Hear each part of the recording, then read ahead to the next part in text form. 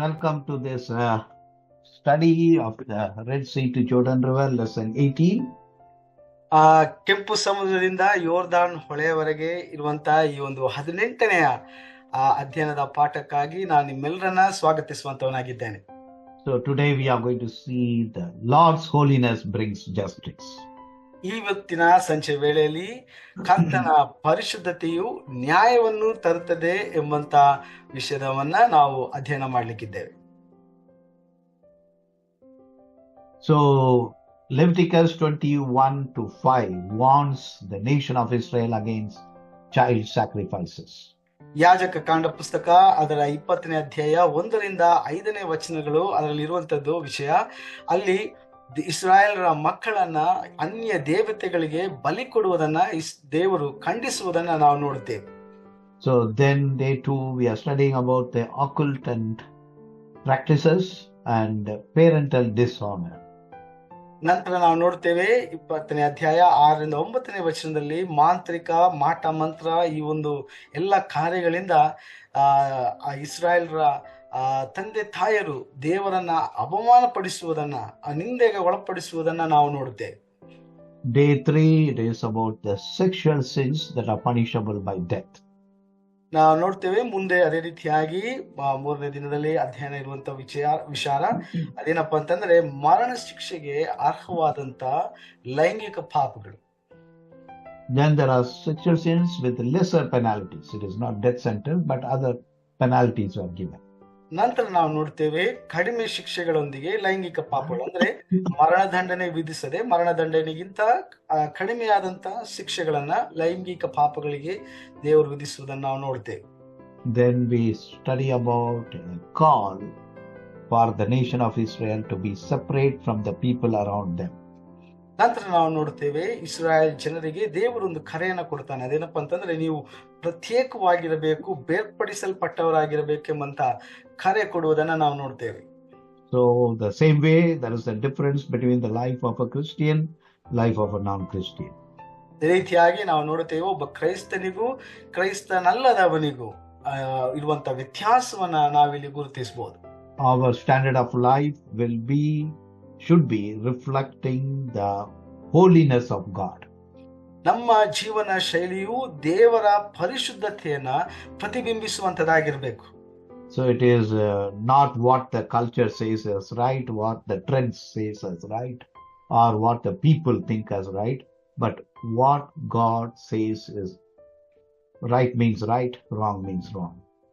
ನಮ್ಮ ಸಂಸ್ಕೃತಿ ಹೇಳುವುದಲ್ಲ ಅಥವಾ ನಮ್ಮ ಇವತ್ತಿನ ಜೀವನ ಶೈಲಿ ಅದರ ಹೋಗುವಂತ ಟ್ರೆಂಡ್ಗಳ ಅಲ್ಲ, ಬದಲಾಗಿ ದೇವರು ಸರಿ ಎಂಬುದಾಗಿ ಯಾವುದನ್ನ ಹೇಳುತ್ತಾನೋ ಅದನ್ನು ಮಾತ್ರ ನಾವು ಮಾಡುವಂತವರಾಗಿರಬೇಕು.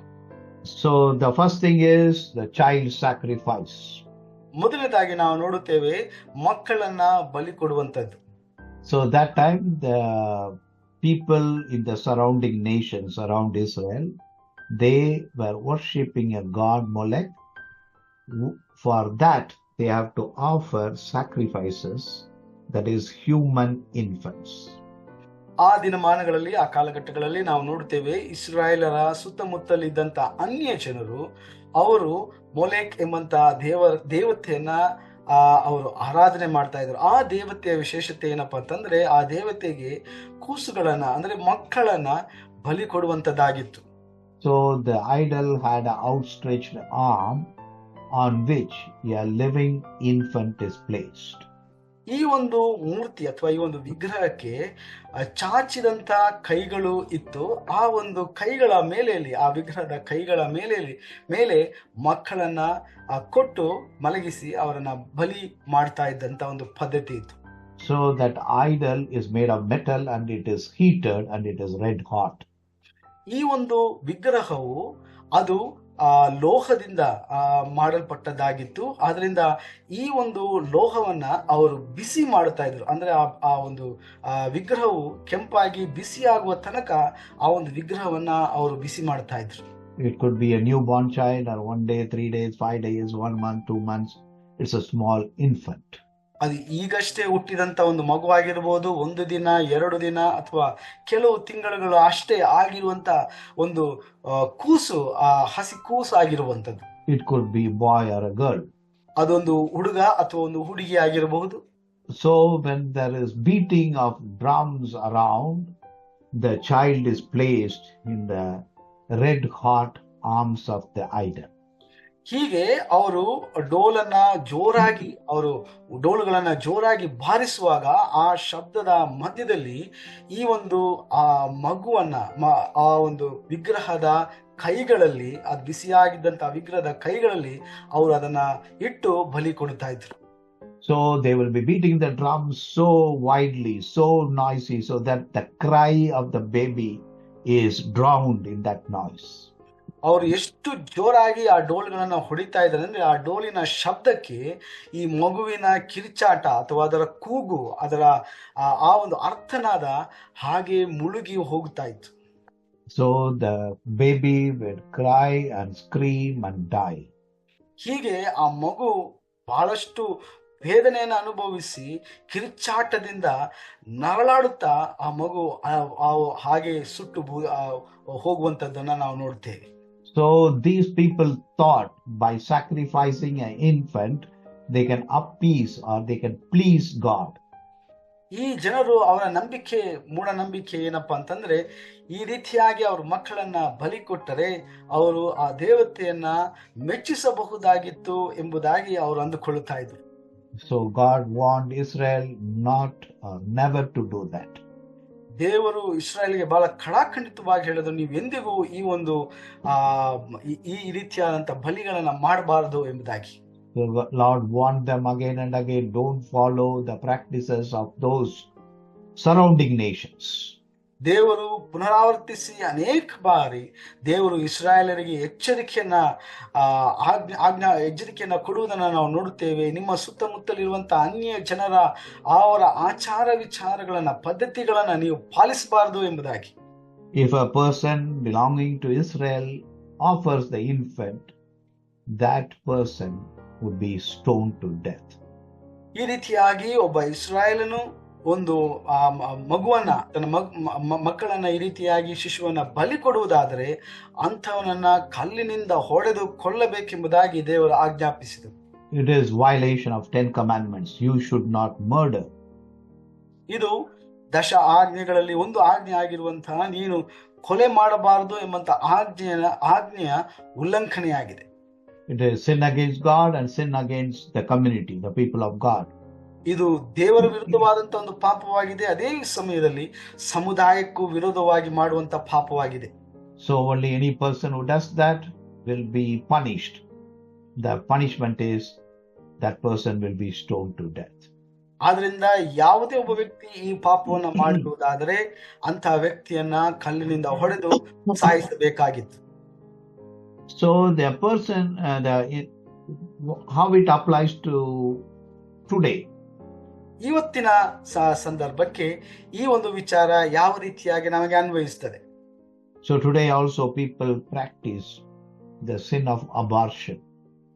ಇವತ್ತು ಸಹ ನಾವು ನೋಡುತ್ತೇವೆ ಅನೇಕರು ಗರ್ಭಪಾತವೆಂಬಂತ ಪಾಪವನ್ನ ಮಾಡುತ್ತಾ ಇದ್ದಾರೆ.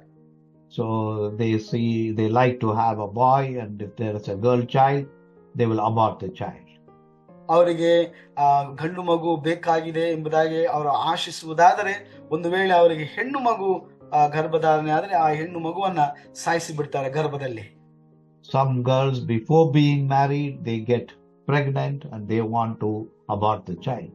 ಕೆಲವು ಹೆಣ್ಣು ಮಕ್ಕಳು ಮದುವೆ ಆಗುವುದಕ್ಕಿಂತ ಮುಂಚಿತವಾಗಿ ಅವರು ಗರ್ಭಿಣಿಗಳಾದಾಗ ಅವರು ಅಂತ ಒಂದು ಸಂದರ್ಭಗಳಲ್ಲಿ ಆ ಮಗುವನ್ನ ಸಾಯಿಸಿ ಬಿಡ್ತಾರೆ ಗರ್ಭದಲ್ಲಿ. So that means they are doing adultery as well as murder. ಆಗ ನಾವು ನೋಡುವಾಗ ಅವರು ವ್ಯಭಿಚಾರವನ್ನು ಮಾಡ್ತಾ ಇದ್ದಾರೆ, ಅಷ್ಟು ಮಾತ್ರವಲ್ಲದೆ ಅವರು ಕೊಲೆಯನ್ನು ಸಹ ಮಾಡ್ತಾ ಇದ್ದಾರೆ. Because they have premarital relationship, which is sin against God, and murdering a child is again sin against God. ಯಾಕಂದರೆ ಮದುವೆಗೆ ಮುಂಚಿತವಾಗಿ ಅವರು ದಾಂಪತ್ಯ ಜೀವನ ಕಾಲೊಡೆಯೋದಕ್ಕಿಂತ ಮುಂಚಿತವಾಗಿ ಅವರು ಲೈಂಗಿಕ ಪಾಪದಲ್ಲಿ ತೊಡಗಿಕೊಳ್ಳೋದ್ರಿಂದ ಅದು ಸಹ ಪಾಪವಾಗಿದೆ. ಅಷ್ಟು ಮಾತ್ರವಲ್ಲದೆ ಒಂದು ಮಗುವನ್ನ ಅವರು ಕೊಲೆ ಮಾಡ್ತಾ ಇರೋದ್ರಿಂದ ಕೊಲೆಯೂ ಸಹ ಪಾಪವಾಗಿದೆ. So the child may not be facing this kind of pain, cries and scream, but the pain is there.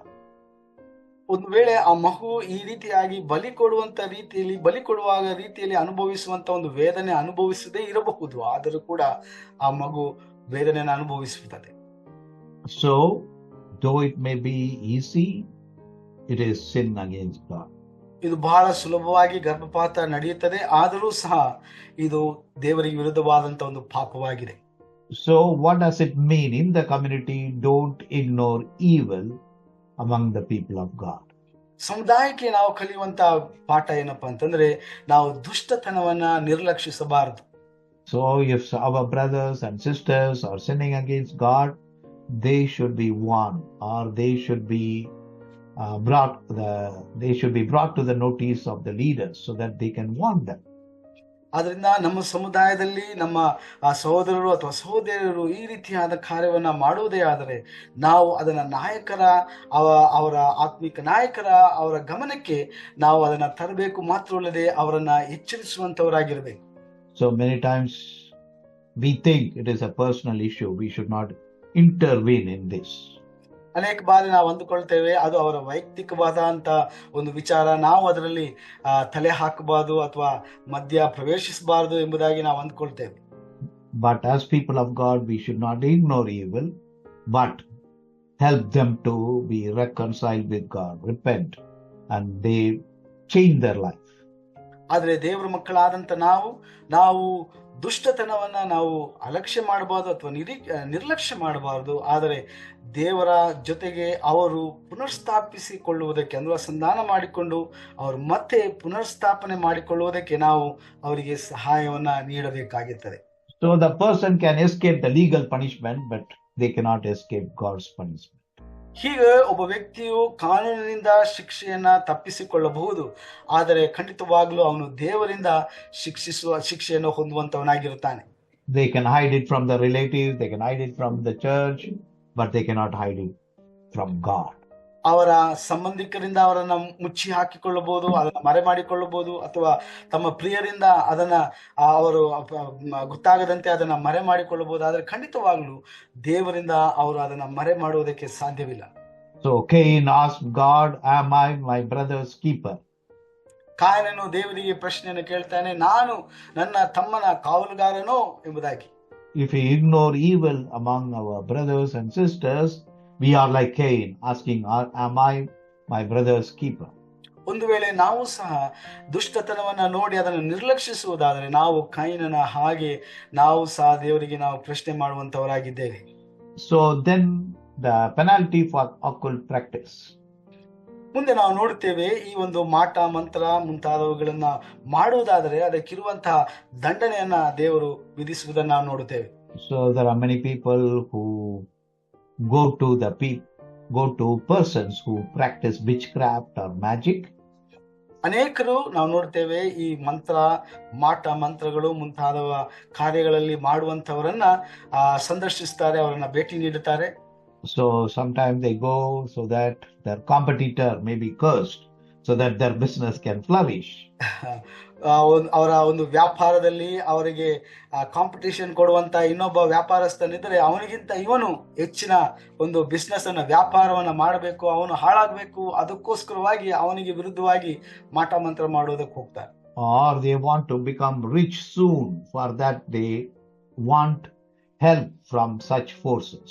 ಅಥವಾ ಅವರು ಬಹಳ ಬೇಗನೆ ಐಶ್ವರ್ಯವಂತರಾಗಬೇಕು, ಆಸ್ತಿವಂತರಾಗಬೇಕು ಎಂಬಂತ ಆ ಒಂದು ದುರಾಶೆಯನ್ನಿಟ್ಕೊಂಡು ಈ ರೀತಿಯಾದಂತಹ ಮಾಟ ಮಂತ್ರಗಳ ಒಂದು ಮೊರೆ ಹೊಕ್ಕುವುದನ್ನು ನಾವು ನೋಡ್ತೇವೆ. So this is not today, it is there even when Paul was preaching in the city of Ephesus.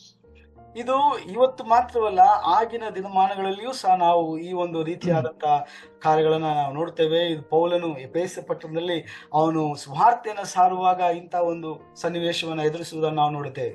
When Paul preached the gospel there, the new believers rejected and burned the magic and occult materials, which was maybe 50,000 silver coins. ನಾವು ನೋಡ್ತೇವೆ, ಪೌಲನು ಎಫೆಸ ಪಟ್ಟಣದಲ್ಲಿ ಸುವಾರ್ತೆಯನ್ನ ಸಾರಿದಾಗ ಅಲ್ಲಿ ಆ ಒಂದು ಸುವಾರ್ತೆಯನ್ನ ಕೇಳಿ ನಂಬಿದಂತ ಹೊಸ ವಿಶ್ವಾಸಿಗಳು ಈ ಮಂತ್ರವಾದಿಗಳ ಮಾಂತ್ರಿಕ ವಸ್ತುಗಳ ಎಲ್ಲ ವಸ್ತುಗಳನ್ನ ಅವರು ಸುಟ್ಟು ಹಾಕುವುದನ್ನ ನಾವು ನೋಡ್ತೇವೆ. ಅದರ ಬೆಲೆ ಹೆಚ್ಚು ಕಡಿಮೆ 50,000 ಬೆಳ್ಳಿ ನಾಣ್ಯಗಳಷ್ಟು ಇದ್ದವು ಎಂಬುದಾಗಿ ನಾವು ನೋಡ್ತೇವೆ. As believers, we should not get involved in that. ಅದರಿಂದ ವಿಶ್ವಾಸಿಗಳಾದಂತ ನಾವು ಎಂದಿಗೂ ಈ ಒಂದು ಕಾರ್ಯಗಳಲ್ಲಿ ತೊಡಗಿಸಿಕೊಳ್ಳಬಾರದು. And also, we should not be afraid of that. ಅಷ್ಟು ಮಾತ್ರವಲ್ಲದೆ ನಾವು ಈ ಒಂದು ವಿಷಯಗಳಿಗೆ ನಾವು ಭಯಭ್ರಾಂತರಾಗಲು ಬಾರದು. In Numbers 23, we see there is no divination, no occult, no magic, whatever it is, against the chosen people of God. ಅರಣ್ಯಕಾಂಡದ 23ನೇ ಅಧ್ಯಾಯದಲ್ಲಿ ನಾವು ನೋಡ್ತೇವೆ, ದೇವರು ಆದುಕೊಂಡ ಜನಾಂಗಗಳ ವಿರುದ್ಧವಾಗಿ ಯಾವುದೇ ಮಾಟವಾಗಲಿ ಮಂತ್ರವಾಗಲಿ ಫಲಿಸುವುದಿಲ್ಲ ಎಂಬುದಾಗಿ ದೇವರು ನುಡಿಯುವುದನ್ನು ನಾವು ನೋಡುತ್ತೇವೆ. Because Lord himself is a wall of fire around his people. ಯಾಕೆಂದರೆ ದೇವರು ತಾನೇ ಸ್ವತಃ ಬೆಂಕಿಯ ಗೋಡೆಯಾಗಿ ತನ್ನ ಮಕ್ಕಳನ್ನ ಕಾಯುವಂತವನಾಗಿದ್ದಾನೆ. So we should not be afraid, we should not be intimidated by these magicians or sorcerers. ಆದ್ದರಿಂದ ನಾವು ಈ ಮಾಂತ್ರಿಕರಾಗಲಿ ಮಂತ್ರವಾದಿಗಳಾಗಲಿ ಅವರನ್ನ ನೋಡಿ ನಾವು ಹೆದರಿಕೊಳ್ಳಬಾರದು ಅಥವಾ ಅವರಿಂದ ನಾವು ಭಯಭ್ರಾಂತರಾಗಬಾರದು. So we see that they have some kind of power. ಈಗ ನಾವು ನೋಡ್ತೇವೆ ಅವರಲ್ಲಿ ಒಂದು ರೀತಿಯಾದಂತಹ ಒಂದು ಶಕ್ತಿ ಅಡಕವಾಗಿದೆ. So they are called as familiar spirits. ಆದ್ದರಿಂದ ಇವರನ್ನ ಪರಿಚಿತವಾದಂತಹ ಆತ್ಮಗಳು ಎಂಬುದಾಗಿ ಕರೆಯಲ್ಪಡುತ್ತಾರೆ. So it could be a demonic spirit. ಇದೊಂದು ದುರಾತ್ಮವಾಗಿರಬಹುದು. So demons means they are fallen angels. ದುರಾತ್ಮಗಳು ಎಂಬುದಾಗಿ ನಾವು ಹೇಳುವಾಗ ಬಿದ್ದು ಹೋದಂತ ದೇವದೂತರು. So along with Lucifer, some of the angels rebelled against God and they became Lucifer's followers, who are called as demons or evil spirits. ನಾವು ನೋಡ್ತೇವೆ ಲೂಸಿಫರ್ನ ಜೊತೆಯಾಗಿ ಅವನ ದೂತ ಗಣ್ಯರು ದೇವರ ವಿರುದ್ಧವಾಗಿ ಅವರು ಪಾಪವನ್ನು ಮಾಡಿದಾಗ ಅವರು ಪರಲೋಕದಿಂದ ದೊಬ್ಬಲ್ಪಟ್ಟರು. ಈ ದೊಬ್ಬಲ್ಪಟ್ಟಂತ ದೇವದೂತರನ್ನ ನಾವು ಸೈತಾನನ ದುರಾತ್ಮಗಳು ಎಂಬುದಾಗಿ ನಾವು ಕರೆಯುವಂತಹದ್ದು. So this evil spirit can possess a person, a man or a woman. ಈ ದುರಾತ್ಮವು ಒಬ್ಬ ವ್ಯಕ್ತಿಯನ್ನ, ಒಬ್ಬ ಪುರುಷನನ್ನ ಅಥವಾ ಸ್ತ್ರೀಯನ್ನ ಸ್ವಾಧೀನಪಡಿಸಿಕೊಳ್ಳಬಹುದು. But this demonic spirit will not identify as demon, but somebody else, a person who died, a person who committed suicide. ಹೀಗೆ ಆ ವ್ಯಕ್ತಿಯನ್ನ ಸ್ವಾಧೀನಪಡಿಸಿಕೊಳ್ಳುವಂತ ದುರಾತ್ಮ ಎಂಬುದಾಗಿ ಅದು ಹೇಳಿಕೊಳ್ಳುವುದಿಲ್ಲ. ಬದಲಾಗಿ ಆ ವ್ಯಕ್ತಿಯಲ್ಲಿ ಪ್ರವೇಶ ಮಾಡಿದಾಗ ಆ ವ್ಯಕ್ತಿಯ ಒಬ್ಬ ಸಂಬಂಧಿಕ ಅಥವಾ ಕುಟುಂಬದಲ್ಲಿ ಇದ್ದಂತ ಒಬ್ಬ ವ್ಯಕ್ತಿ ಅಥವಾ ಸುತ್ತಮುತ್ತಲಿನ ಪ್ರದೇಶದೊಂದಿಗೆ ಇದ್ದಂತ ಪರಿಚಿತವಾದಂತ ವ್ಯಕ್ತಿಯೊಂದಿಗೆ ಗುರುತಿಸಲ್ಪಡುತ್ತದೆ. This evil spirit knows about the person who is dead, when he died, how he died, all the situations. ಈ ದುರಾತ್ಮಕ್ಕೆ ಸತ್ತಂತ ವ್ಯಕ್ತಿ ಅಥವಾ ಪರಿಚಿತವಾಗಿದ್ದಂತ ವ್ಯಕ್ತಿಯ ಕುರಿತಾದಂತ ಎಲ್ಲ ವಿಷಯಗಳು ಅದಕ್ಕೆ ತಿಳಿದಿರ್ತದೆ. So it pretends that it is the dead man's spirit which is roaming around, so seeking solace or seeking peace, and it demands certain things. ಹೀಗೆ ಈ ಸತ್ತಂತ ಆ ಒಂದು ವ್ಯಕ್ತಿಯ ಆತ್ಮ ಎಂಬುದಾಗಿ ಹೇಳಿಕೊಂಡು ಅದು ಆ ಒಂದು ಆತ್ಮಕ್ಕೆ ಒಂದು ಶಾಂತಿ ಅಥವಾ ಒಂದು ನೆಲೆ ಸಿಕ್ಕಬೇಕು ಎಂಬಂತ ವಿಚಾರವನ್ನ ಹೇಳಿಕೊಂಡು ಮೋಸತನದಿಂದ ಆ ಒಂದು ದುರಾತ್ಮವು ವಂಚಿಸುವಂತದನ್ನ ನಾವು ನೋಡ್ತೇವೆ. It will demand certain things. Bring maybe a bottle of wine, or I need lemons, I need this. So it demands worship from the fearing people.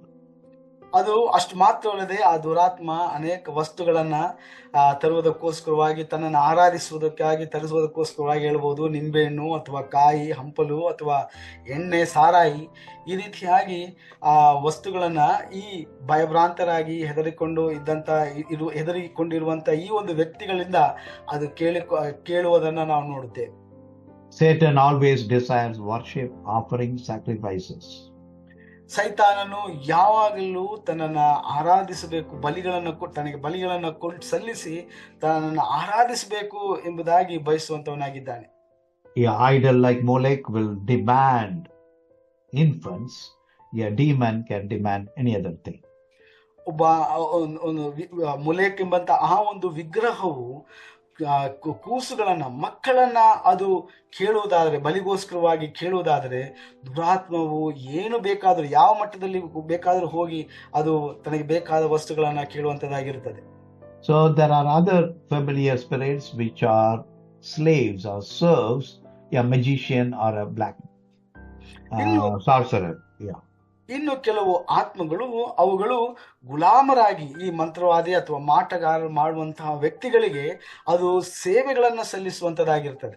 They may go and sit in the graveyards and do some pujas and try to gain power, and they will get the assistance of some evil spirits.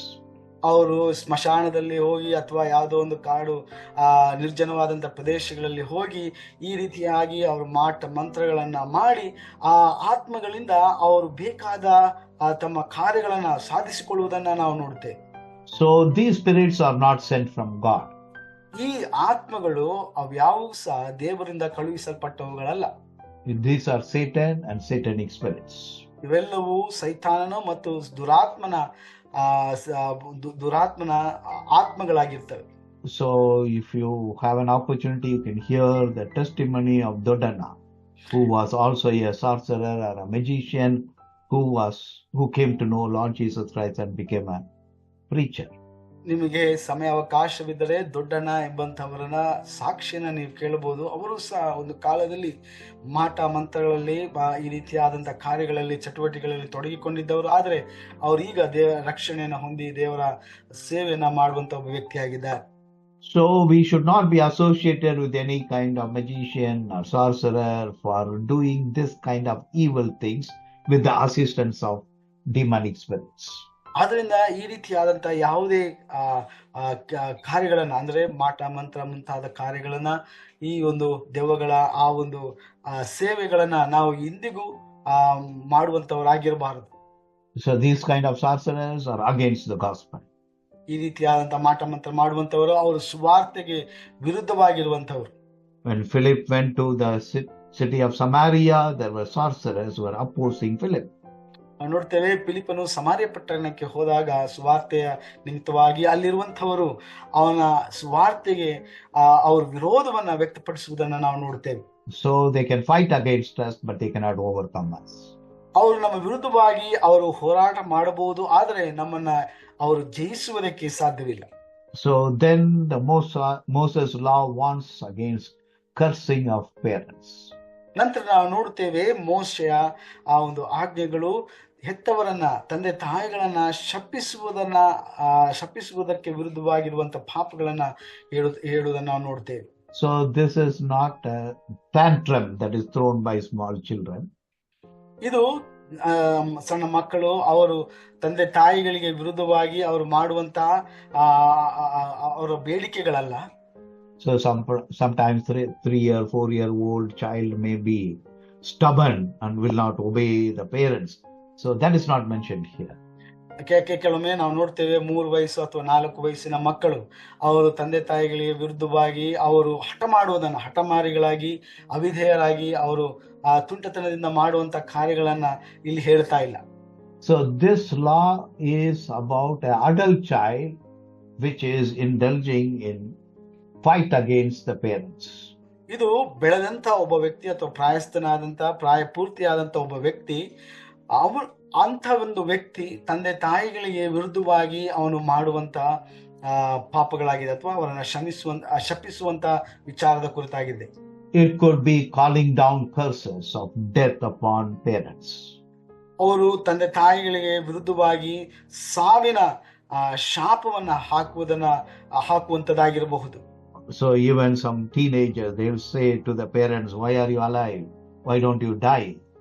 That kind of dishonor to parents. ಕೆಲವೊಮ್ಮೆ ನಾವು ನೋಡ್ತೇವೆ ಯವನಸ್ಥರು ತಂದೆ ತಾಯಿಗಳಿಗೆ ಹೇಳೋದನ್ನ ನಾವು ಕೇಳಿರ್ಬಹುದು, ನೀನ್ ಯಾಕೆ ಇನ್ನೂ ಬದುಕಿದ್ಯಾ, ಯಾಕೆ ಹೋಗಿ ಸಾಯ್ಬಾರ್ದ ನೀನು ಎಲ್ಲಾದ್ರೂ ಅಂತ ಹೇಳಿ ತಂದೆ ತಾಯಿಗಳಿಗೆ ಅವಮಾನ ಪಡಿಸುವುದನ್ನ ಅವರಿಗೆ ವಿರುದ್ಧವಾದಂತ ಶಾಪ ಹಾಕುವುದನ್ನ ನಾವು ನೋಡ್ತೇವೆ. We are also reading in the newspapers, children give poison to parents without their knowledge and they die. ನಾವು ಈ ಒಂದು ವಾರ್ತಾ ಪತ್ರಿಕೆಗಳಲ್ಲಿ, ನಾವು ದಿನಪತ್ರಿಕೆಗಳಲ್ಲಿ ನಾವು ಓದಿರಬಹುದು, ಕೇಳಿರಬಹುದು. ಮಕ್ಕಳು ತಂದೆ ತಾಯಿಗಳಿಗೆ ಅವರಿಗೆ ಗೊತ್ತಿಲ್ಲದೆ ಅವರಿಗೆ ವಿಷವನ್ನ ಬೆರೆಸಿ ಅವರನ್ನ ಕೊಲ್ಲುವುದನ್ನ ನಾವು ಕೇಳಿರ್ಬೋದು. There are others who seek the help of magicians, sorcerers to have divination or curse or magic spells upon the parents. ಅಷ್ಟು ಮಾತ್ರವಲ್ಲದೆ ಇನ್ನು ಕೆಲವು ಮಕ್ಕಳು ತಮ್ಮ ತಂದೆ ತಾಯಿಗಳಿಗೆ ವಿರುದ್ಧವಾಗಿ ತಾಂತ್ರಿಕ ಮಂತ್ರಗಳನ್ನ ಮುಂತಾದ ವಿಚಾರಗಳನ್ನ ಮಾಡಿ ಅವರನ್ನ ಕೊಲ್ಲುವುದಕ್ಕೆ ಪ್ರಯತ್ನಿಸುವುದನ್ನು ಸಹ ನಾವು ನೋಡಿರ್ಬೋದು. There are some children who pay professional killers money to kill their parents. ಇನ್ನು ಕೆಲವು ಮಕ್ಕಳು ತಮ್ಮ ತಂದೆ ತಾಯಿರನ್ನ ಸಾಯಿಸುವುದಕ್ಕೆ ಸುಪಾರಿ ಕೊಟ್ಟು, ಅಂದ್ರೆ ಕೊಲೆ ಮಾಡುವುದಕ್ಕೋಸ್ಕರವಾಗಿ ಅವರಿಗೆ ಜನರನ್ನ ಹಿಡಿದು ಅವರಿಗೆ ಹಣ ಕೊಟ್ಟು ಅವರನ್ನ ಕೊಲ್ಲಿಸುವುದನ್ನ ನಾವು ನೋಡ್ತೇವೆ. So even in Lord Jesus Christ's time, the people were like that. ಯೇಸು ಕ್ರಿಸ್ತನ ಕಾಲದಲ್ಲಿಯೂ ಸಹ ಜನರು ಅಂಥ ರೀತಿಯಲ್ಲಿ ಇದ್ದರು. So people who do not want to give anything to the parents will say, whatever income I get, it belongs to God. ಅವರು ಹೇಳ್ತಾರೆ, ಅವರಿಗೆ ಸಿಕ್ಕಿದಂತ ಎಲ್ಲ ಆದಾಯವು ಅದು ದೇವರಿಗೆ ಮಾತ್ರ ಮೀಸಲಾಗಿರುವಂತದ್ದು. So I will not be giving my parents, I will be giving it to God. ಆದ್ರಿಂದ ನಾನು ನನ್ನ ತಂದೆ ತಾಯಿಗಳಿಗೆ ನಾನು ಏನು ಕೊಡುವುದಿಲ್ಲ, ನಾನು ಅದನ್ನ ಸಂಪೂರ್ಣವಾಗಿ ನಾನು ದೇವರಿಗೆ ಮಾತ್ರ ಕೊಡುತ್ತೇನೆ. So they pretend to be religious but deprive the parents of what they could have got. ಈ ರೀತಿಯಾಗಿ ಅವರು ಬಹಳ ಧಾರ್ಮಿಕರು ಎಂಬುದಾಗಿ ಅವರು ಹೊರಗಿನ ಜನರಿಗೆ ಅವರು ತೋರಿಸಿಕೊಡ್ತಾರೆ. ಆದರೆ ತಮ್ಮ ತಂದೆ ತಾಯಿಗಳಿಗೆ ಸೇರಬೇಕಾದಂತ ಅಥವಾ ಕೊಡಬೇಕಾದಂತ ಅವ್ರು ಪೋಷಣೆ ಮಾಡಬೇಕಾದಂತ ಕಾರ್ಯಗಳನ್ನ ಅವರು ಮಾಡದೆ ಹೋಗ್ತಾರೆ. So Jesus warned the Pharisees and Sadducees for permitting such kind of abomination in the nation of Israel. ಆದ ಕಾರಣ ಯೇಸು ಸ್ವಾಮಿ ಫರಿಸಾಯರು ಮತ್ತು ಸದ್ದುಕಾಯರನ್ನ ಖಂಡಿಸುವುದನ್ನ ನಾವು ನೋಡುತ್ತೇವೆ. ಈ ರೀತಿಯಾದಂತಹ ಕಾರ್ಯಗಳನ್ನ ಅವರು ಇಸ್ರಾಯೇಲ್ ಜನರ ಮಧ್ಯದಲ್ಲಿ ಅನುಮತಿಸಿದ್ದಕ್ಕಾಗಿ ಅವರನ್ನ ಖಂಡಿಸ್ತಾನೆ. Parents cannot simply award death sentence. ಹೀಗೆ ಪೋಷಕರು ಅವರು ಸರಳವಾಗಿ ಮರಣದಂಡನೆಯನ್ನ ವಿಧಿಸುವುದಕ್ಕೆ ಸಾಧ್ಯವಿಲ್ಲ. If the children are not obeying, they are rebellious, they are stubborn, and they are doing which is not permitted for them to do, they should be brought before the elders and judges. ಅವರ ಮಕ್ಕಳು ಅವರು ಅವಿಧೇಯರಾಗಿದ್ದರೆ ಅಥವಾ ಅವರು ತಂದೆ ತಾಯಿಗಳಿಗೆ ಅವರು ಅವಮಾನವನ್ನ ನಿಂದೆಯನ್ನ ತರುವಂತವರಾಗಿದ್ದರೆ ಅವರನ್ನ ದಂಡಿಸುವಂತಿರಲಿಲ್ಲ. ಅವರನ್ನು ನಗರದ ಹಿರಿಯರ ಮಧ್ಯದಲ್ಲಿ ಅಥವಾ ನ್ಯಾಯಾಧೀಶರ ಮಧ್ಯದಲ್ಲಿ ತರಬೇಕಾಗಿತ್ತು. So parents do not have authority to kill children. ಅದೇ ಸಮಯದಲ್ಲಿ ನಾವು ನೋಡ್ತೇವೆ, ತಂದೆ ತಾಯಿಗಳಿಗೆ ಮಕ್ಕಳನ್ನ ಕೊಲ್ಲುವುದಕ್ಕೆ ಯಾವ ಅಧಿಕಾರವೂ ಇರಲಿಲ್ಲ. So even if they are unborn children in the womb or a small infant, they don't have right to kill them. ಒಂದು ವೇಳೆ ಆ ಮಕ್ಕಳು ಗರ್ಭದಲ್ಲಿರುವಂತವರು ಇನ್ನು ಹುಟ್ಟದೇ ಇರುವಂತ ಮಗುವಾಗಿರ್ಬೋದು ಅಥವಾ ಹುಟ್ಟಿದಂತ ಒಂದು ಮಗುವಾಗಿದ್ರು ಇರಬಹುದು, ಆದರೆ ಅವರನ್ನು ಕೊಲ್ಲುವಂತ ಅಧಿಕಾರ ಅವರಿಗಿರಲಿಲ್ಲ. In the name of caste, there are fathers who kill the daughters. ನಾವು ನೋಡುತ್ತೇವೆ ಈ ದಿನಮಾನಗಳಲ್ಲಿ ನಾವು ನೋಡುತ್ತೇವೆ, ಜಾತಿಯ ಹೆಸರಿನಲ್ಲಿ ತಮ್ಮ ಸ್ವಂತ ಮಕ್ಕಳುಗಳನ್ನ ತಂದೆ ತಾಯಿಯರು ಕೊಲ್ಲುವುದನ್ನ ನಾವು ನೋಡ್ತೇವೆ. So the parents think they have the authority over the girl and they can kill if they disobey. ಅನೇಕ ತಂದೆ ತಾಯಿಗಳು ಅಂದುಕೊಳ್ತಾರೆ, ಅವರಿಗೆ ಅವಿಧೇಯರಾದರೆ ಅಂತ ಮಕ್ಕಳನ್ನ, ಒಂದು ವೇಳೆ ಅದು ಹೆಣ್ಣು ಮಗಳಾಗಿರ್ಬೋದು, ಅವಳನ್ನ ಕೊಲ್ಲುವುದನ್ನ ನಾವು ನೋಡುತ್ತೇವೆ. So many people say, it is my child, we will do whatever we want. Who are you to ask us? ಅವ್ರು ಅಂತ ತಂದೆ ತಾಯಿಗಳು ಹೇಳುವಂತ ಮಾತುಗಳು ಕೇಳಿರ್ಬೋದು. ನಾನು ಹೆತ್ತಂತ ಮಕ್ಕಳು, ನಾನು ತಂದೆ ಆಗಿದ್ದೇನೆ ಅಥವಾ ತಾಯಿ ಆಗಿದ್ದೇನೆ, ನನಗೆ ಏನು ಬೇಕಾದ್ರೂ ಮಾಡಬಹುದು, ಯಾಕಂದ್ರೆ ಅವ್ರು ನಾನು ಹೆತ್ತಂತ ಮಕ್ಕಳಾಗಿದ್ದಾರೆ ಎಂಬುದಾಗಿ ಹೇಳ್ಬೋದು. Nowadays we are reading news that parents kill their children and they also commit suicide. ಈ ದಿನಮಾನಗಳಲ್ಲಿ ವಾರ್ತೆಗಳಲ್ಲಿ ನಾವು ಕೇಳ್ತಾ ಇರುವಂತ ವಿಚಾರಗಳು, ತಮ್ಮ ತಂದೆ ತಾಯಿಯರು ಮಕ್ಕಳನ್ನ ಕೊಲ್ತಾರೆ. ಮಾತ್ರವಲ್ಲದೆ ಅವರನ್ನ ಕೊಂದ ನಂತರ ಆ ತಂದೆ ತಾಯಿಯರು ಸಹ ಸ್ವತಃ ಅವರು ಸಹ ಆತ್ಮಹತ್ಯೆ ಮಾಡುವುದನ್ನ ನಾವು ನೋಡ್ತಾ ಇದ್ದೇವೆ. So they may have desire to commit suicide, but they don't have any authority to kill their children before committing suicide. ಒಂದು ವೇಳೆ ಅವರಿಗೆ ಆತ್ಮಹತ್ಯೆ ಮಾಡಿಕೊಳ್ಳುವಂತಹ ಒಂದು ಇಚ್ಛೆ ಅಥವಾ ಪ್ರೇರಣೆ ಉಂಟಾಗಿರಬಹುದು, ಆದರೆ ಆ ಒಂದು ಪ್ರೇರಣೆಗಿಂತ ಮುಂಚಿತವಾಗಿ ಅವರು ತಮ್ಮ ಮಕ್ಕಳನ್ನ ಕೊಲ್ಲುವಂತಹ ಅಧಿಕಾರ ಅವರಿಗೆ ಖಂಡಿತವಾಗ್ಲಿಲ್ಲ. So then the penalty for adultery. ನಂತರ ನಾವು ನೋಡುತ್ತೇವೆ, ಈ ಒಂದು ವ್ಯಭಿಚಾರವನ್ನ ಮಾಡುವಾಗ ಅದಕ್ಕೆ ದೇವರು ವಿಧಿಸಿದಂತ ಶಿಕ್ಷೆಗಳು. Adultery murders a marriage. ವ್ಯಭಿಚಾರವು ಮದುವೆಯನ್ನ ಕೊಲೆ ಮಾಡುತ್ತದೆ. Marriage, family is God's plan. ಮದುವೆ ಎಂಬಂಥದ್ದು, ಕುಟುಂಬ ಎಂಬಂಥದ್ದು ಅದು ದೇವರ ಒಂದು ನಿಯೋಜನೆಯಾಗಿದೆ. Even when Adam was living in the Garden of Eden, which is called as paradise, he felt lonely. ನಾವು ನೋಡ್ತೇವೆ, ಆದಾಮನು ಮೊದಲನೇ ಮನುಷ್ಯನು, ಅವನು ಏದೇನ್ ತೋಟದಲ್ಲಿ, ಅಂದ್ರೆ ಪರದೇಸಿ ಎಂಬುದಾಗಿ ನಾವು ಕರೆಯಲ್ಪಡುವಂತ ಆ ಏದೇನ್ ತೋಟದಲ್ಲಿ ಇದ್ದಾಗಲೂ ಅವನು ಒಬ್ಬಂಟಿಗನೆನಿಸಿಕೊಂಡನು. God created Eve and she became the helpmeet for Adam. ದೇವರು ಅವಳನ್ನ ಸೃಷ್ಟಿ ಮಾಡಿ ಆದಾಮನಿಗೆ ಸರಿ ಬೀಳುವಂತ ಸಹಾಯಕ ಸಹಪಾಠಿಯಾಗಿ ದೇವರು ಅವಳನ್ನ ಸೃಷ್ಟಿ ಮಾಡೋದು ನಾವು ನೋಡ್ತೇವೆ. In the marriage, a husband and wife make a covenant and they become one flesh. ಮದುವೆಯ ಆ ಒಂದು ಸಂಬಂಧದಲ್ಲಿ ಗಂಡ ಹೆಂಡತಿಯವರು ಒಡಂಬಡಿಕೆಯನ್ನ ಮಾಡಿಕೊಂಡು ಅವರು ಒಂದೇ ಶರೀರವಾಗಿ ಬದಲಾಗುತ್ತಾರೆ. Adultery is violation of this covenant. ವ್ಯಭಿಚಾರವು ಈ ಒಂದು ಒಡಂಬಡಿಕೆಯನ್ನ ಉಲ್ಲಂಘಿಸುವಂತದಾಗಿರುತ್ತದೆ. So adultery murders the marriage, kills the marriage. ಆದ ಕಾರಣ ವ್ಯಭಿಚಾರವು ಮದುವೆಯನ್ನ ಕೊಲೆ ಮಾಡುವಂತದಾಗಿರುತ್ತದೆ. So they will be punished with death sentence. ಆದ ಕಾರಣ ವ್ಯಭಿಚಾರವನ್ನ ಮಾಡುವಂತವರು ಇಬ್ಬರನ್ನು ಸಹ ಅವರನ್ನ ಮರಣದಂಡನೆಯನ್ನ ವಿಧಿಸಿ ಅವರನ್ನ ಕೊಲ್ಲಲ್ಪಡುತ್ತದೆ. Murder means killing a person. Adultery means killing an institution called marriage. ಕೊಲೆ ಮಾಡುವಂಥದ್ದು ಒಬ್ಬ ವ್ಯಕ್ತಿಯನ್ನ ಕೊಲೆ ಸಾಯಿಸುವಂತದ್ದಾಗಿರುತ್ತದೆ. ಆದರೆ ವ್ಯಭಿಚಾರ ಎನ್ನುವಂಥದ್ದು ಮದುವೆ ದಾಂಪತ್ಯವೆಂಬಂತ ಆ ಒಂದು ನಿಯೋಜನೆಯನ್ನ ಸಾಯಿಸುವಂತದ್ದಾಗಿರುತ್ತದೆ. So only God's standard of punishment is death sentence. ಆದ ಕಾರಣ ದೇವರ ಒಂದು ಶಿಕ್ಷೆಯಾಗಿತ್ತು ವ್ಯಭಿಚಾರ ಮಾಡುವಂತವರನ್ನ ಮರಣದಂಡನೆ ವಿಧಿಸುವಂತದ್ದು. So then the another thing the Moses law forbids is incest. ಇನ್ನೊಂದು ಮೋಶೆಯ ಆಜ್ಞೆ, ಕಾನೂನು ಈ ಒಂದು ವಿಚಾರದಲ್ಲಿ ಅದೇನಪ್ಪ ಅಂತಂದ್ರೆ ಅನೈತಿಕ ಸಂಬಂಧಗಳು. They are abnormal and abomination in the sight of God. ಇದು ದೇವರ ದೃಷ್ಟಿಯಲ್ಲಿ ನೈಸರ್ಗಿಕವಲ್ಲದ್ದು ಮಾತ್ರವಲ್ಲದೆ ಅಸಹಜವಾದಂತ ಒಂದು ಕಾರ್ಯವಾಗಿತ್ತು. So we are reading in newspapers about father raping their own daughters. ಇವತ್ತು ದಿನಪತ್ರಿಕೆಗಳಲ್ಲಿ ನಾವು ಓದುವಂತ ವಿಚಾರಗಳು ಕೇಳಿರಬಹುದು, ತಂದೆ ತನ್ನ ಮಗಳನ್ನ ಅತ್ಯಾಚಾರ ಮಾಡುವುದನ್ನ. And also we see about father-in-laws raping daughter-in-laws. ಅದೇ ರೀತಿಯಾಗಿ ನಾವು ನೋಡುತ್ತೇವೆ ಸೊಸೆಯನ್ನ ಮಾವ ಅತ್ಯಾಚಾರ ಮಾಡುವುದನ್ನ. And brothers and sisters involved in sexual relationships.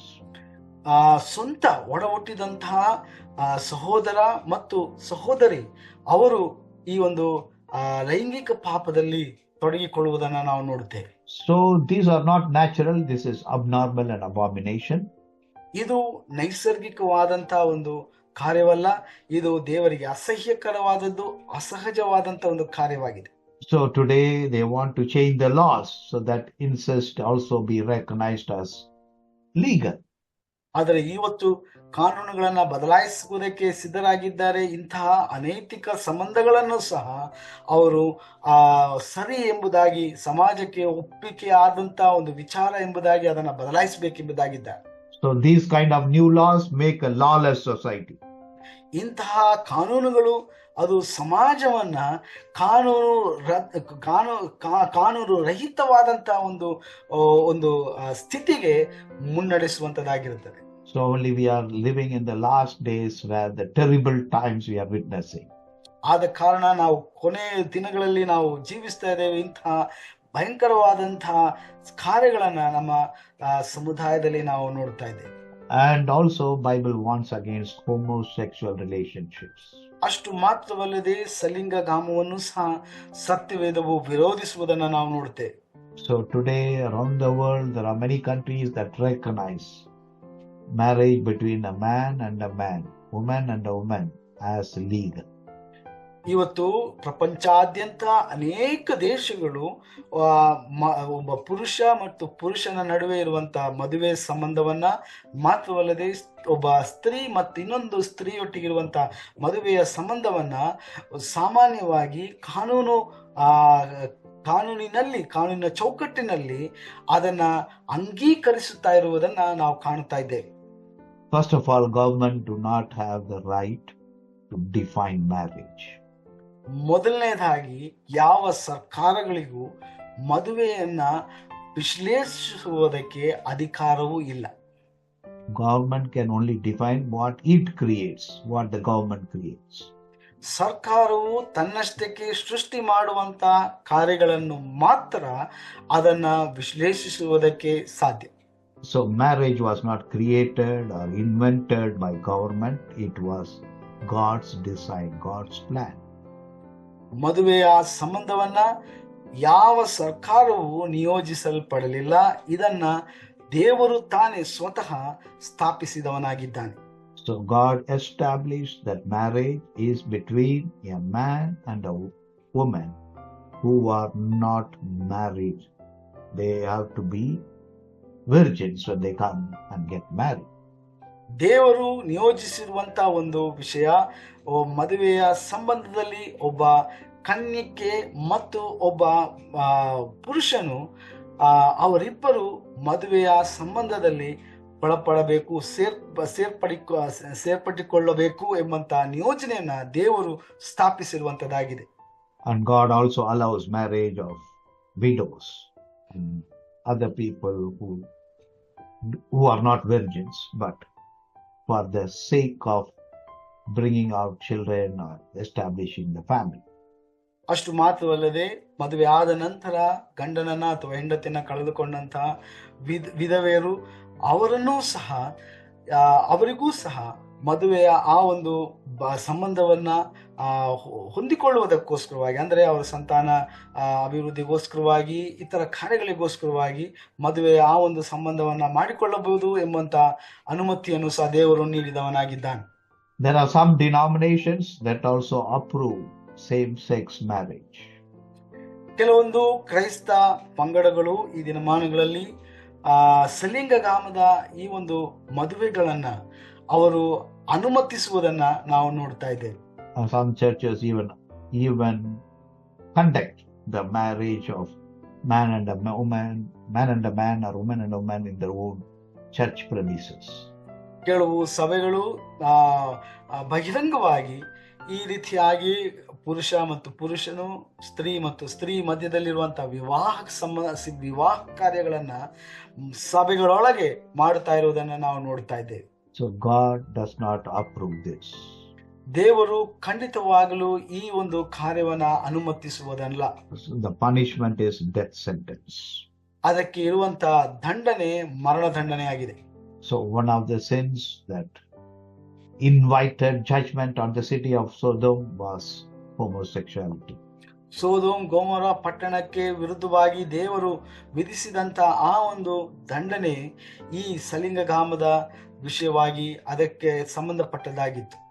So today many celebrities, they proudly announce that they are homosexuals.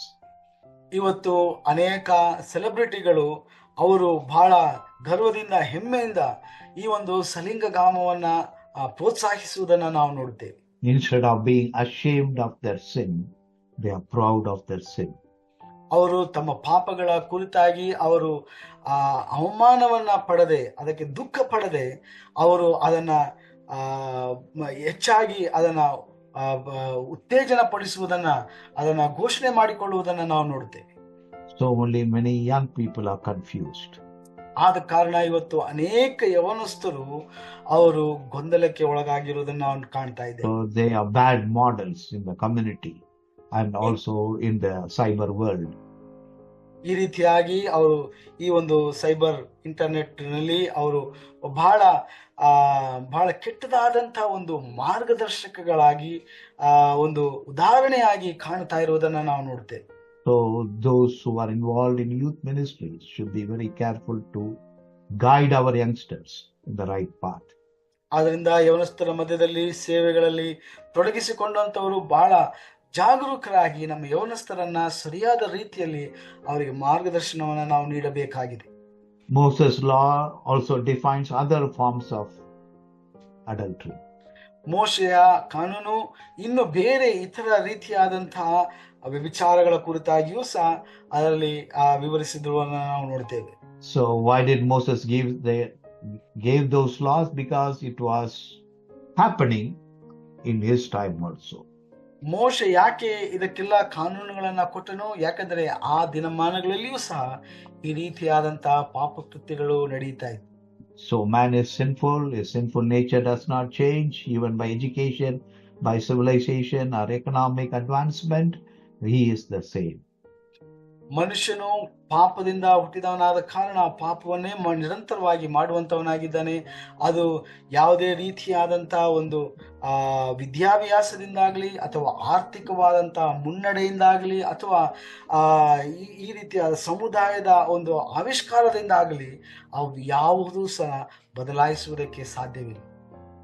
So Moses' law says if a man marries a woman and her daughter, it is wickedness.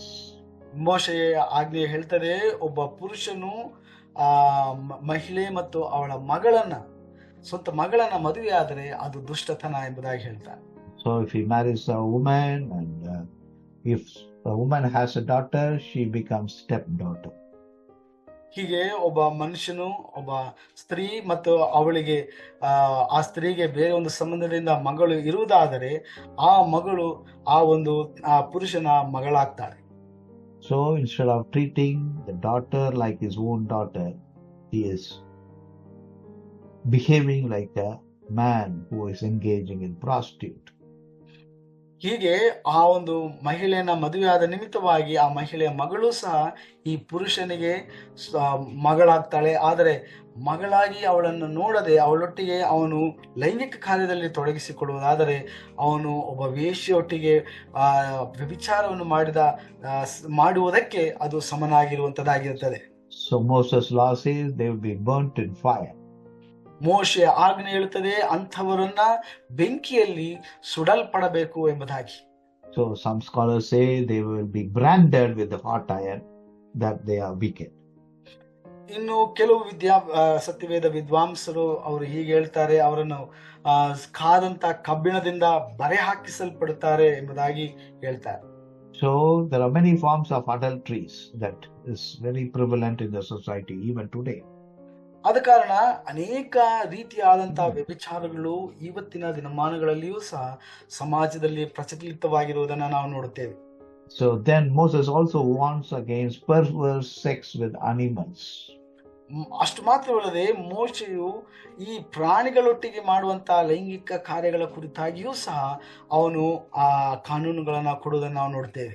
So there are men and women who are obsessed with sex and they will have sex with animals, pet dogs and pet animals.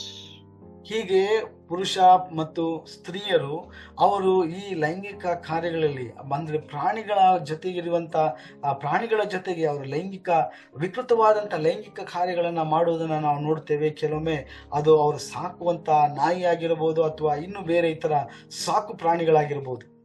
So even today we have sex toys and robots. ಇವತ್ತಿನ ದಿನಮಾನಗಳಲ್ಲಿಯೂ ಸಹ ನಾವು ನೋಡುತ್ತೇವೆ ಲೈಂಗಿಕ ಕಾರ್ಯಗಳಲ್ಲಿ ತೊಡಗಿಸಿಕೊಳ್ಳುವುದಕ್ಕೆ ಅನೇಕ ರೀತಿಯಾದಂತಹ ಆಟಿಕೆಗಳು ಮತ್ತು ರೋಬೋಟ್ಗಳು ಸಹ ಇವೆ. So there are robots that is created like a female or a male and a living man or a woman can have sex with that. ಈ ರೀತಿಯಾದಂತಹ ರೋಬೋಟ್ಗಳು ಇವತ್ತು ಆವಿಷ್ಕರಿಸಲಾಗಿದೆ. ಮನುಷ್ಯನ ರೂಪದಲ್ಲಿ ಅಥವಾ ಸ್ತ್ರೀಯ ರೂಪದಲ್ಲಿ ಇರ್ತದೆ. ಈ ರೀತಿಯಾಗಿ ಈ ರೋಬೋಟ್ಗಳ ಜೊತೆಗೆ ಜೀವಿಸುವಂತಹ ಮನುಷ್ಯರು ಅಥವಾ ಸ್ತ್ರೀಯರು ಅವರು ತಮ್ಮ ಲೈಂಗಿಕ ಕಾರ್ಯಗಳನ್ನ ಮಾಡಿಕೊಳ್ಳುವುದನ್ನು ನಾವು ನೋಡುತ್ತೇವೆ. Sexual relationship is sacred, holy between husband and wife. ಲೈಂಗಿಕ ಕಾರ್ಯವು ಇದು ಒಬ್ಬ ಸ್ತ್ರೀ ಮತ್ತು ಪುರುಷನ ಮಧ್ಯೆ ಅಂದ್ರೆ ಗಂಡ ಮತ್ತು ಹೆಂಡತಿಯ ನಡುವೆ ಇರುವಂತಹ ಒಂದು ಪರಿಶುದ್ಧವಾದಂತಹ ಒಂದು ಕಾರ್ಯವಾಗಿದೆ. So it is honorable. ಇದು ಘನಪಡಿಸಲ್ಪಡುವಂತಹ ಒಂದು ಕಾರ್ಯವಾಗಿದೆ. So sexual relationships beyond this marriage partners is sin against God. ಆದ್ರಿಂದ ಈ ದಾಂಪತ್ಯ ಜೀವನಕ್ಕೆ ಹೊರತುಪಡಿಸಿ ಅದಕ್ಕೆ ವಿರುದ್ಧವಾಗಿ ಅದಕ್ಕೆ ವಿರುದ್ಧವಾದಂತ ಆ ಒಂದು ರೀತಿಯಲ್ಲಿ ಮಾಡುವಂತ ಎಲ್ಲ ಲೈಂಗಿಕ ಕಾರ್ಯಗಳು ಅಥವಾ ಚಟುವಟಿಕೆಗಳು ಅದು ದೇವರಿಗೆ ವಿರುದ್ಧವಾದಂತ ಕಾರ್ಯಗಳಾಗಿವೆ. Lord Jesus Christ warned against thoughts, fantasies, which having sex in your imagination is sin. ಯೇಸು ಸ್ವಾಮಿ ಸ್ವತಃ ಆತನು ಹೇಳುವುದನ್ನ ನಾವು ನೋಡುತ್ತೇವೆ. ಅಂದರೆ ಮನಸ್ಸಿನಲ್ಲಿ ನಮ್ಮ ಆಲೋಚನೆಗಳಲ್ಲಿಯೂ ಸಹ ನಾವು ವ್ಯಭಿಚಾರವನ್ನ ಒಂದು ಸ್ತ್ರೀಯನ್ನ ನಾವು ಆ ಒಂದು ಆಶೆಯಿಂದ ನೋಡುವುದಾದರೆ ಅದು ವ್ಯಭಿಚಾರ ಮಾಡಿದಕ್ಕೆ ಸಮಾನವಾಗಿರುತ್ತದೆ ಎಂಬುದಾಗಿ ಯೇಸು ಸ್ವಾಮಿ ಎಚ್ಚರಿಸುವುದನ್ನು ನಾವು ನೋಡುತ್ತೇವೆ. Our thoughts, attitudes and intention should be always pure and holy. ನಮ್ಮ ಆಲೋಚನೆಗಳು, ನಮ್ಮ ಉದ್ದೇಶಗಳು ಅವೆಲ್ಲವೂ ಯಾವಾಗಲೂ ಪರಿಶುದ್ಧವಾಗಿರಬೇಕು. So it means even pornography is becoming an addiction among youngsters. ಇವತ್ತಿನ ದಿನಮಾನಗಳಲ್ಲಿ ನಾವು ನೋಡುತ್ತೇವೆ ಪೋರ್ನೋಗ್ರಫಿ ಅಂದ್ರೆ ಇಂಟರ್ನೆಟ್ ನ ಮೂಲಕವಾಗಿ ಅನೇಕ ಯವನಸ್ಥರು ಈ ರೀತಿಯಾದಂತ ಲೈಂಗಿಕ ವಿಡಿಯೋಗಳಾಗ್ಲಿ ಅದರ ಚಲನಚಿತ್ರಗಳಾಗಿ ಅವುಗಳಿಗೆ ಗುಲಾಮರಾಗಿರುವುದನ್ನ ನಾವು ನೋಡ್ತಾ ಇದ್ದೇವೆ. So they use smartphones to watch such sinful criminal videos. ಅವರು ಸ್ಮಾರ್ಟ್ ಫೋನ್ಗಳ ಮೂಲಕವಾಗಿ ಈ ರೀತಿಯಾದಂತ ಎಲ್ಲ ಅಶ್ಲೀಲವಾದಂತ ವಿಡಿಯೋಗಳನ್ನ ಚಿತ್ರಗಳನ್ನ ನೋಡುವುದನ್ನು ನಾವು ನೋಡ್ತೇವೆ. Maybe nobody in the home knows, but God knows. ಒಂದು ವೇಳೆ ಮನೆಯಲ್ಲಿ ಯಾರಿಗೂ ಈ ವಿಚಾರಗಳು ಗೊತ್ತಿಲ್ಲದೆ ಇರಬಹುದು, ಆದರೆ ಖಂಡಿತವಾಗಲೂ ದೇವರಿಗೆ ಗೊತ್ತಿದೆ. God commands everybody to repent and lead a holy life that pleases God. ದೇವರು ಅಂತಹ ಪಾಪಗಳನ್ನ ಮಾಡುವಂತವರಿಗೆ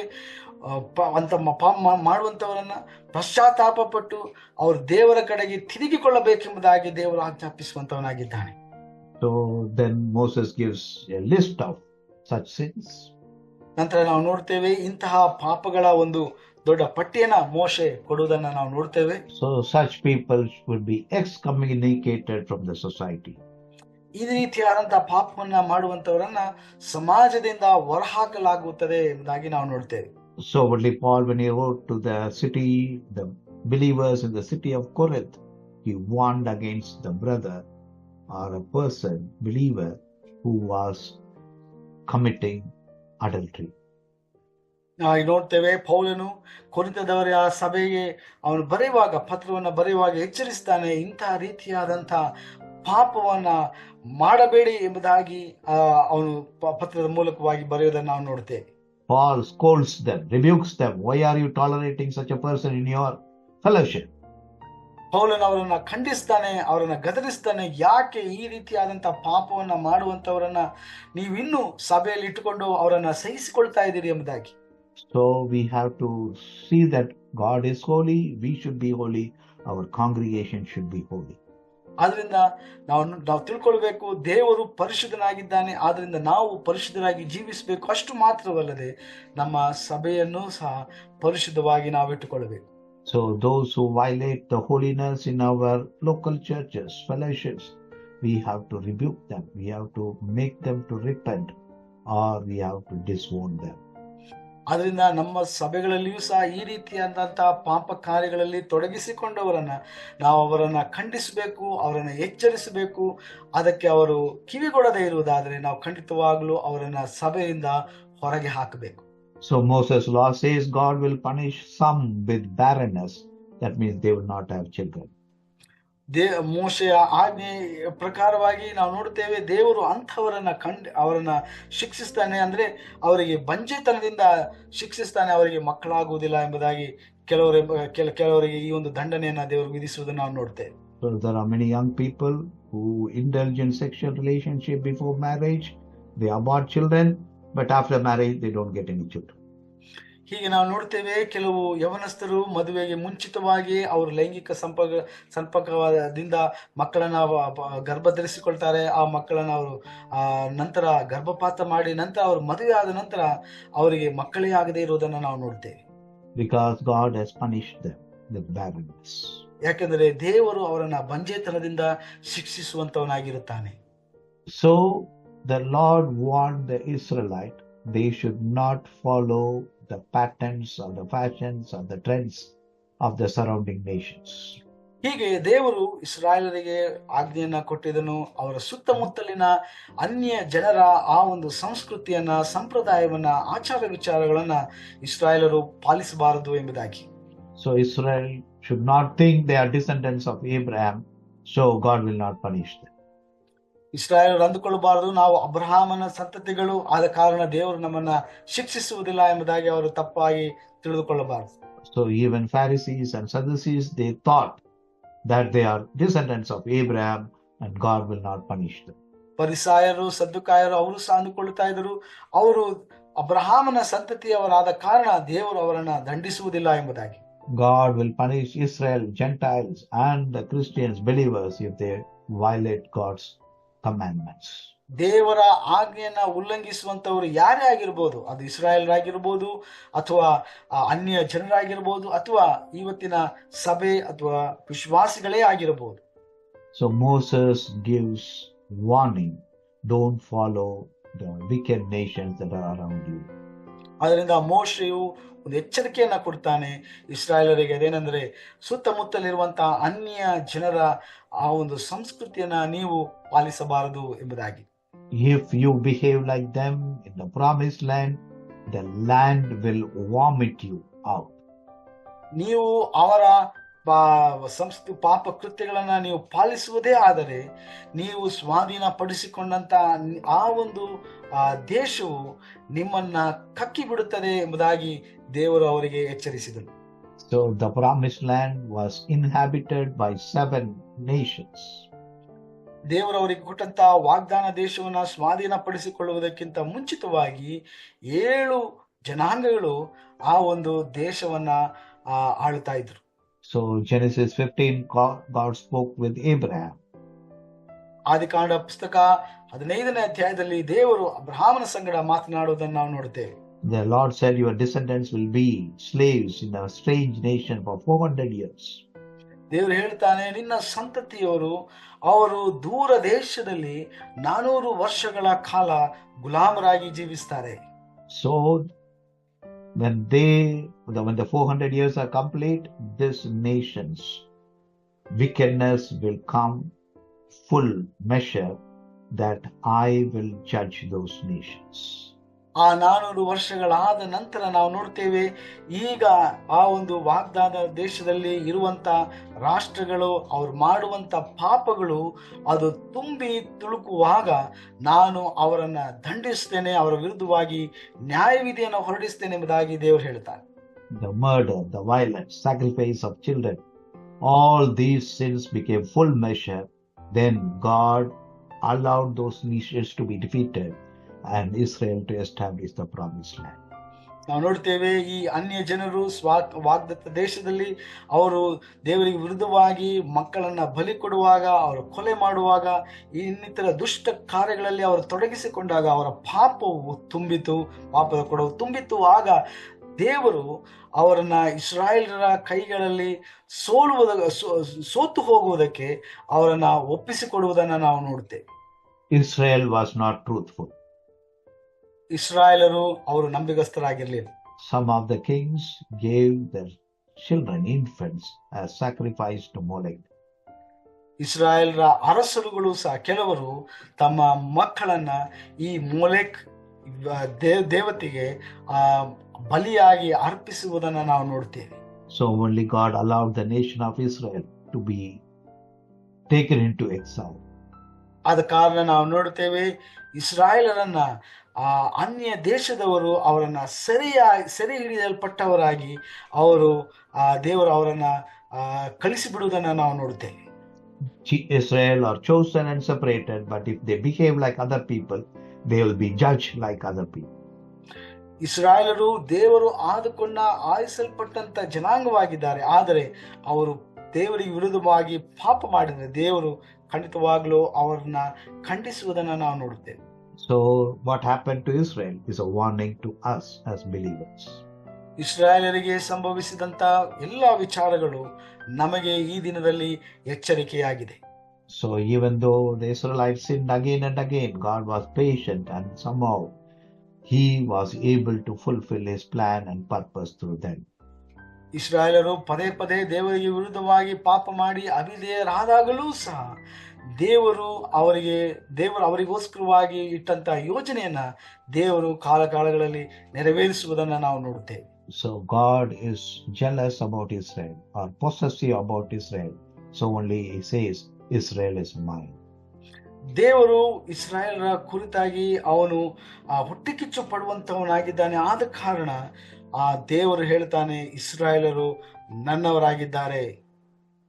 In the same way, we believers are owned by God, possessed by God. We are his treasure and we ought to be leading a whole life. ಅದೇ ರೀತಿಯಾಗಿ ವಿಶ್ವಾಸಿಗಳಾದಂತ ನಾವು ದೇವರ ಕೈಗಳಲ್ಲಿ ನಾವು ಒಂದು ವಿಶೇಷವಾದಂತ ಒಂದು ಖಜಾನೆ ಆಗಿದ್ದೇವೆ. ಆದ್ರಿಂದ ಆತನು ನಮ್ಮನ್ನ ಆದುಕೊಂಡವನಾದ ಕಾರಣ ನಾವು ಆತನಿಗೆ ವಿಶೇಷಿತರಾದವರಾಗಿದ್ದೇವೆ. We don't belong to ourselves, we belong to God. ನಾವು ನಮ್ಮವರಲ್ಲ, ಆದರೆ ನಾವು ದೇವರಿಗೆ ಸೇರಲ್ಪಟ್ಟಂತವರು. So only we belong to a holy God, so we have to lead a holy life. ನಾವು ಪರಿಶುದ್ಧನಾದಂತ ದೇವರಿಗೆ ಸಂಬಂಧಪಟ್ಟವರಾದ ಕಾರಣ ಪರಿಶುದ್ಧರಾದಂತ ಜೀವಿತವನ್ನ ಜೀವಿಸಬೇಕಾಗಿದೆ. And Moses repeats, the penalty for medium or occult is death. ನಂತರ ನಾವು ನೋಡುತ್ತೇವೆ, ಮೋಶೆಯು ಮಾಧ್ಯಮಗಳ ಮೂಲಕವಾಗಿ ಮಾಂತ್ರಿಕತೆಯ ಮೂಲಕವಾಗಿ ಮಾಡುವಂತ ಎಲ್ಲ ಕಾರ್ಯಗಳಿಗೆ ದೇವರು ವಿಧಿಸುವಂತ ದಂಡನೆಯನ್ನ ಸೂಚಿಸ್ತಾನೆ. So what we see is holiness unto the Lord is the theme of the whole Bible. ಇಡೀ ಸತ್ಯವೇದದಲ್ಲಿ ನಾವು ನೋಡುವಂತ ಒಂದು ಮುಖ್ಯವಾದಂತಹ ಒಂದು ವಿಚಾರ ಕರ್ತನಿಗೆ ಪವಿತ್ರತೆ ಎಂಬುವಂಥದ್ದು. We cannot practice what the other religions or other nations practice. ಇತರ ಧರ್ಮಗಳು ಅಥವಾ ಇತರ ಬೇರೆ ಜನಾಂಗಗಳು ಆಚರಿಸುವಂತ ಆಚರಣೆಗಳನ್ನ ನಾವು ಆಚರಿಸುವಂತಿಲ್ಲ. In this lesson we see at least the 4 important aspects. ಇಲ್ಲಿ ಬಹಳ ಪ್ರಾಮುಖ್ಯವಾದಂತಹ 4 ವಿಚಾರಗಳನ್ನ ನಾವು ಕಾಣ್ತೇವೆ. So God hates child sacrifice. ಮಕ್ಕಳನ್ನ ಬಲಿ ಕೊಡುವುದನ್ನ ದೇವರು ಅದನ್ನ ವಿರೋಧಿಸುವಂತವನಾಗಿದ್ದಾನೆ, ಹಾಗೆ ಮಾಡುವಂತವನಾಗಿದ್ದಾನೆ. The second thing is, do not ignore evil within the community, within the congregation, within the fellowships. ಎರಡನೇದಾಗಿ ಕೆಟ್ಟದನ್ನ, ದುಷ್ಟತನವನ್ನ ನಾವು ನಿರ್ಲಕ್ಷಿಸಬಾರದು. ನಮ್ಮ ಸಮುದಾಯದಲ್ಲಿ ಆಗಿರಬಹುದು, ನಮ್ಮ ಸಭೆಗಳಾಗಿರಬಹುದು, ಅಥವಾ ನಮ್ಮ ಸುತ್ತಮುತ್ತಲಾಗಿರಬಹುದು. So we should not cover, we should not act as if it has not happened, but confront the evil. ಆದ ಕಾರಣ ದುಷ್ಟತನವು ಸಂಭವಿಸುವಾಗ ನಾವು ಅದನ್ನು ಮುಚ್ಚಿ ಹಾಕಬಾರದು, ಮರೆ ಮಾಡಬಾರದು. ನಾವು ಆ ದುಷ್ಟತನವನ್ನ ನಾವು ಖಂಡಿಸಬೇಕು. So then adultery is condemned by God. ಅಷ್ಟು ಮಾತ್ರವಲ್ಲದೆ ವ್ಯಭಿಚಾರವನ್ನು ಸಹ ದೇವರು ಖಂಡಿಸುವುದನ್ನು ನಾವು ನೋಡ್ತೇವೆ. God is holy, the marriage covenant is holy. ದೇವರು ಪರಿಶುದ್ಧನಾಗಿದ್ದಾನೆ, ಅದೇ ಸಮಯದಲ್ಲಿ ದಾಂಪತ್ಯ ಜೀವನವು ಪರಿಶುದ್ಧವಾದದಾಗಿದೆ. So if you violate that relationship, it is the murder of marriage that deserves death sentence. ಆದ್ರಿಂದ ದಾಂಪತ್ಯ ಜೀವನ, ಆ ಒಂದು ಮದುವೆಯ ಆ ಒಂದು ಸಂಬಂಧವನ್ನ ನಾವು ಉಲ್ಲಂಘಿಸುವುದಾದರೆ ಅದು ದೇವರು ಅದಕ್ಕೆ ಶಿಕ್ಷಣೆಯನ್ನ, ದಂಡನೆಯನ್ನ ಕೊಡುವುದನ್ನ ನಾವು ನೋಡುತ್ತೇವೆ. And God also warns against the homosexual and lesbian relationships. ಅದೇ ರೀತಿಯಾಗಿ ನಾವು ನೋಡುತ್ತೇವೆ, ಸಲಿಂಗಗಾಮವನ್ನು ಸಹ ದೇವರು ವಿರೋಧಿಸುವಂತವನಾಗಿದ್ದಾನೆ, ಶಿಕ್ಷಿಸುವಂತವನಾಗಿದ್ದಾನೆ. So God is against all kind of magical, occult, or the practices done through demon possession or evil spirits. ದುರಾತ್ಮಗಳ ಸೇವೆ ಅಥವಾ ದುರಾತ್ಮಗಳ ಮೂಲಕವಾಗಿ ಮಾಡುವಂತ ಎಲ್ಲ ರೀತಿಯಾದಂತಹ ಮಾಟ ಮಂತ್ರಗಳು, ಈ ಎಲ್ಲ ಆಚರಣೆಗಳನ್ನು ಸಹ ದೇವರು ಖಂಡಿಸುವಂತವನಾಗಿದ್ದಾನೆ. Because God is holy. ಯಾಕಂದ್ರೆ ದೇವರು ಪರಿಶುದ್ಧನಾಗಿದ್ದಾನೆ. So only Bible teaches God is holy and defines sin in a very specific manner. ದೇವರು ಪರಿಶುದ್ಧನಾದ ಕಾರಣ ಪಾಪವನ್ನು ವ್ಯಕ್ತಿಗತವಾಗಿ ಆತನು ಅದನ್ನ ವಿಶ್ಲೇಷಿಸಿದವನಾಗಿದ್ದಾನೆ. So only we have to always have holiness as our motto, holiness our lifestyle, holiness as life purpose. ಅದರಿಂದ ಪರಿಶುದ್ಧತೆಯನ್ನ ನಮ್ಮ ಗುರಿಯಾಗಿಟ್ಟುಕೊಂಡು ನಮ್ಮ ಜೀವನ ಶೈಲಿಯಾಗಿ ಅದನ್ನ ನಾವು ಪಾಲಿಸುವಂತವರಾಗಿರ್ಬೇಕು. Let us close our eyes and pray. ಕಣ್ಣುಗಳನ್ನು ಮುಚ್ಚಿ ನಾವು ಪ್ರಾರ್ಥನೆ ಮಾಡೋಣ. Our gracious loving Father, we understand that you are the holy God.